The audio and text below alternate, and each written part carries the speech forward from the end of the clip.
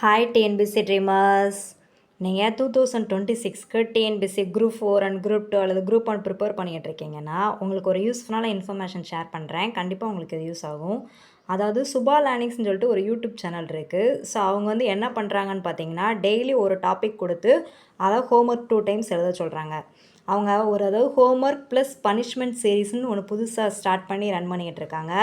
23ல் அது ஸ்டார்ட் ஆச்சு. Daily morning பார்த்தீங்கன்னா 10 o'clock லைவ் வந்துடுவாங்க, யூடியூப் லைவு. ஸோ அதில் ஃபஸ்ட்டு டேவோட நம்ம என்ன ஹோம்ஒர்க் நம்ம படித்தோமோ ப்ரிப்பேர் பண்ணோமோ அதை வந்து கொஞ்சம் குட்டியாக வைவா மாதிரி கேட்பாங்க. ஸோ அது ரொம்ப நம்மளுக்கு யூஸ்ஃபுல்லாக இருக்கும்.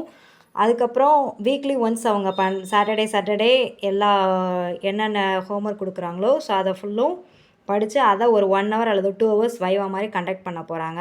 ஸோ இது ரொம்ப யூஸ்ஃபுல்லாக இருக்குது. இதுக்கு ஒரு தனி நோட்டு போட்டு கண்டிப்பாக ஃபாலோ பண்ணிங்கன்னா லாஸ்ட் டைம் ரிவிஷன் பர்பஸ்க்கு கண்டிப்பாக உங்களுக்கு யூஸ் ஆகும். ஸோ அதாவது நம்ம படிக்கிறோம், எது இம்பார்ட்டன்ஸ் கொடுக்கணும் எதுக்கு நம்மளுக்கு தெரிய மாட்டேங்குது. ஏன்னா எல்லாம் அட்டை படிங்க அந்த மாதிரி சொல்கிறாங்க.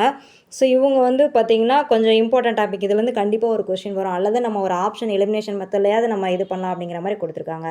ஸோ அதில் 23 ஹோம்ஒர்க், அதாவது 23ஆம் தேதி என்ன ஹோம்ஒர்க் கொடுத்தாங்க பார்த்திங்கன்னா, இந்தியாவின் முக்கிய வேளாண் புரட்சிகள் இருக்குல்ல அதை வந்து படிக்க சொல்லியிருக்காங்க. ஸோ இது வந்து தமிழ்லையும் கொண்டு போகிறாங்க, இங்கிலீஷ் மீடியமுக்கும் கொண்டு போகிறாங்க.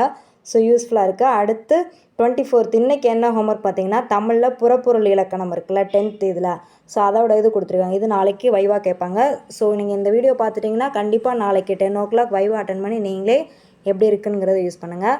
ஸோ இது எப்படி நீங்கள் ஜாயின் பண்ணால் யூடியூப்பில் போய் சுபா லேர்னிங்ஸ் டைப் பண்ணிங்கனாலே போதும். சுபா